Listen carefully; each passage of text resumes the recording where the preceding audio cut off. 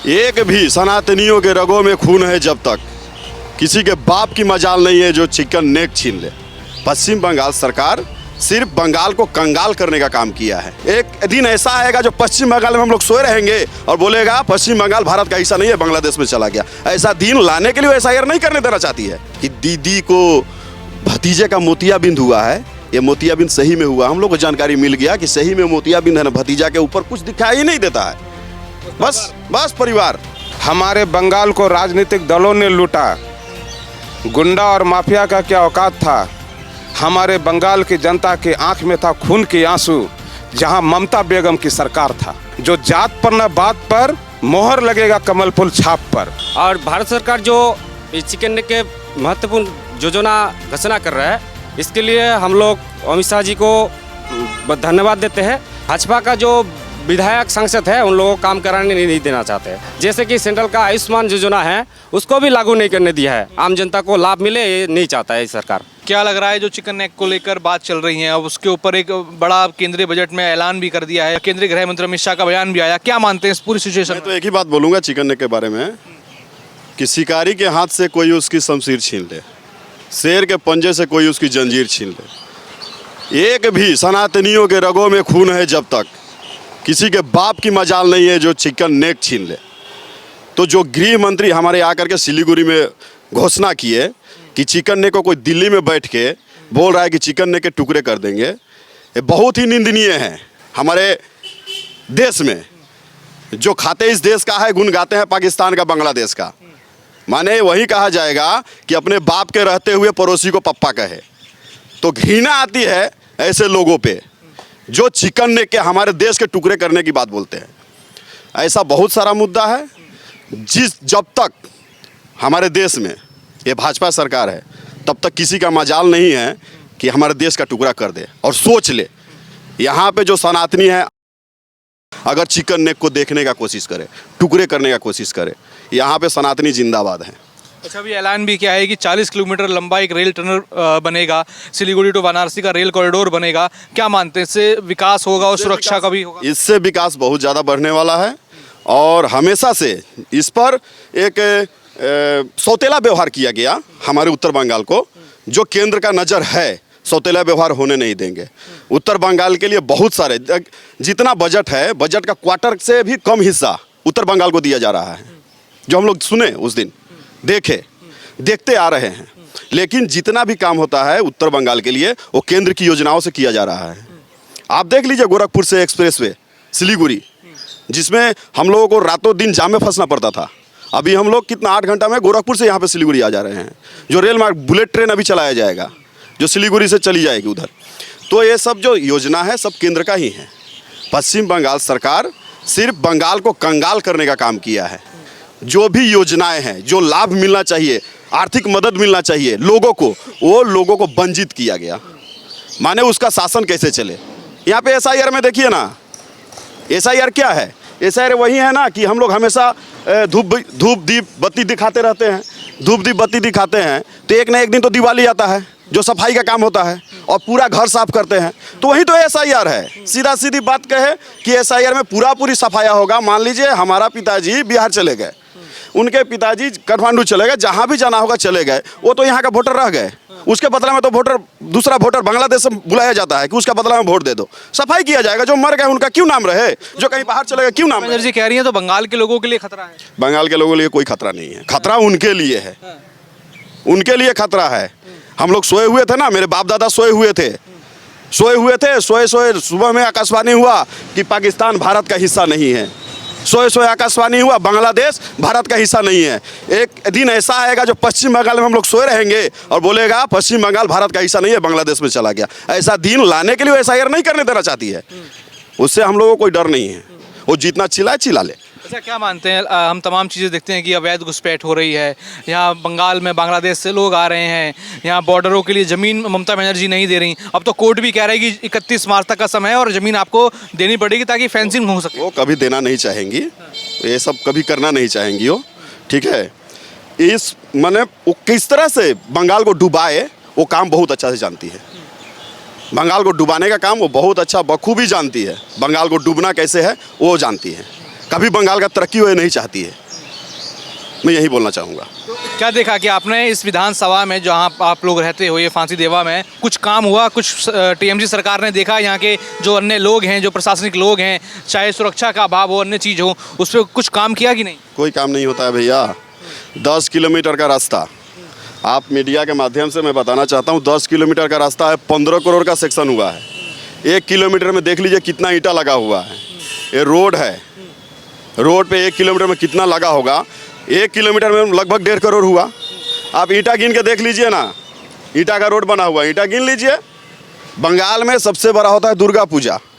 दुर्गा पूजा में यहाँ पे कोई भी केंद्रीय काम नहीं करने दिया। जो भी है लोकल कितना लूट ले, पाट ले, घर भर ले, यही तो काम है यहाँ पे। अगर कहीं केंद्र से कोई काम आता है, एमपी हमारे कोई काम देते हैं, एमएलए को तो कोई मैंने करने ही नहीं देता। आपका घर है, आपका यहाँ पे पंचायत है, आपका प्रधान है, आप वीडियो भी चला रहे हैं, सब ऑफिस आप ही चला रहे हैं। कोई भी काम आप यहाँ पे आ रहा है और रोक दिया जाता है, उसको करने नहीं दिया। करने देंगे तो नाम हो जाएगा कि राजू बिष्टा ने ये काम कर दिया, एमएलए दुर्गा मुर्मू ने ये काम कर दिया। काम को सिर्फ रोका जाए, लोगों को वंचित रखा जाए।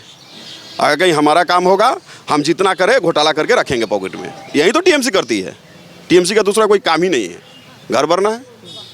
ये जो मोतियाबिंद जो बोले थे ना कि दीदी को भतीजे का मोतियाबिंद हुआ है, ये मोतियाबिंद सही में हुआ। हम लोग को जानकारी मिल गया कि सही में मोतियाबिंद है ना, भतीजा के ऊपर कुछ दिखाई ही नहीं देता है। बस परिवार, ये बंगाल के लोग, बंगाल के लोग तो देख रहे हैं, भुगत रहे हैं। और कितना भुगतेंगे? 15 साल तो दिया। इतना खून खराबा हुआ, 35 सालों तक जो खून खराबा हुआ, ये 15 साल से उससे ज़्यादा हुआ। बंगाल के लोगों ने देख लिया।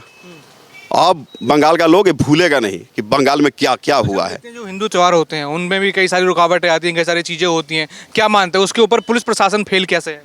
पुलिस प्रशासन भैया सीधा सीधी देख लीजिए, पुलिस प्रशासन तो उन्हीं का किया हुआ, उन्हीं का बोला हुआ, जितना वो बोलते हैं ना, नहीं तो बेटा यहाँ से तेरा ट्रांसफ़र, तू यहाँ से चला जाएगा, ये करने दे, ये होने दे, तू चुप बैठ, यही तो होता है। कलकत्ता में देखिए ना, आईजी कर एक मतलब इतना घटिया घिनौना काम किया गया, लेकिन उसको किस तरह से उसको तोपा जाए। वो घर ही चेंज हो गया, ना रूम रहेगा ना सबूत मिलेगा। और क्या चाहिए? फाइल में क्या लिखा हुआ है पता नहीं, फाइल लेके भाग जाती है। ये क्या जनता नहीं देखा है? कह रही हैं अमित शाह उनकी फाइल चलाना चाहते हैं, उसमें तो उनकी कुछ बातें हैं पार्टी की। तो पार्टी का तो आप दिखा दीजिए ना। आप क्यों लेके भागी? अमित शाह लेके भागते, अमित शाह लेके भागते ना, केंद्र सरकार लेके भागता। आप क्यों लेके भागी? आपको तो और वहाँ पे खुलेआम अपना पुलिस को भेजना चाहिए कि कोई ना ले जाए, तुम देखो इसको दिखवाओ, मीडिया के सामने खुलवाओ। क्यों नहीं खुलवाई? क्या लग रहा है फाइल में है क्या? फिर पता नहीं भैया क्या क्या है। जितना उनका है ना बायोडाटा सब खुल जाएगा, इसलिए तो भागी। कितना कारनामा की है ना, उसी फाइल में तो होगा शायद, सब कारनामा का पता चल जाएगा। अर्जुन यादव। क्या लग रहा है इस बार माहौल क्या है बंगाल का? बंगाल का माहौल तो देखिए, जनता मूड बनाए हुए हैं। हाँ, इस बार भाजपा के लिए, और नागरिक के हिसाब होने के कारण जो दुराचारी जो ये सरकार है, इसके लिए जनता मन बना चुके हैं जो इस बार टीएमसी साफ। और यहाँ का बंगाल का जनता ये भी बात कहते हैं, बंगाल की जनता घर घर से ये भी बात कहते हैं, हमारे बंगाल को राजनीतिक दलों ने लूटा, गुंडा और माफिया का क्या औकात था। हमारे बंगाल की जनता के आंख में था खून के आंसू, जहां ममता बेगम की सरकार था। क्यों बोलते हैं? प्रशासन और गुंडा जो मिल के जिस तरह जनता को रुला रहे हैं, दीदी के ऊपर ये जनता का कहर पड़ेंगे। और प्रशासन है, नेतागिरी है, उनका इंसान का एक कर्तव्य होता है, पद का भी कर्तव्य होते हैं। वो इंसानियत के नाते से देखें जो हम अपना कर्तव्य को किस तरफ ले जा रहे हैं। तो इसलिए ये अत्याचार सरकार को हटाने के लिए इस बार हर गली गली में एक ही नारा लगा रहे हैं जनता। हाँ, जो जात पर न बात पर मोहर लगेगा कमल फूल छाप पर, जात पर न बात पर मोहर लगेगा कमल फूल छाप पर। जनता कहते हैं कि ये तो बीजेपी जो है बंगाल में नहीं आ सकती, ये तो बाहर के लोग हैं, अमित शाह तो बाहर के हैं, पीएम मोदी तो बाहर के हैं, बंगाल में थोड़ी राज करेंगे। देखिए, आज बंगाल की जनता ये बात कह रहे हैं, बंगाली या बिहारी, इनके जो कई एमएलए और के जो नाम कटे हैं जो बांग्लादेश और पाकिस्तान के थे, तो यहाँ का जनता का कहना है दीदी का सब चरित्र बुझ गए हैं। जो हम लोगों को किसी माँ बहन को देता है हिंदुस्तानी को, लेकिन बाहर विदेशी को जो दिए हैं तो उसी का सपोर्ट करेंगे ना। तो जनता तो इस चीज़ को देख रहे हैं, समझ रहे हैं अच्छी तरीक़ा से। तो इस बार दीदी का जो है लास्ट है, और प्रभु के कृपा से उनका जैसे दिया में तेल जलते हैं, जब तेल ख़त्म हो जाते हैं तो लास्ट में बत्ती में जो तेल धधकते हैं ना, उसी तरह जितना धधक ले।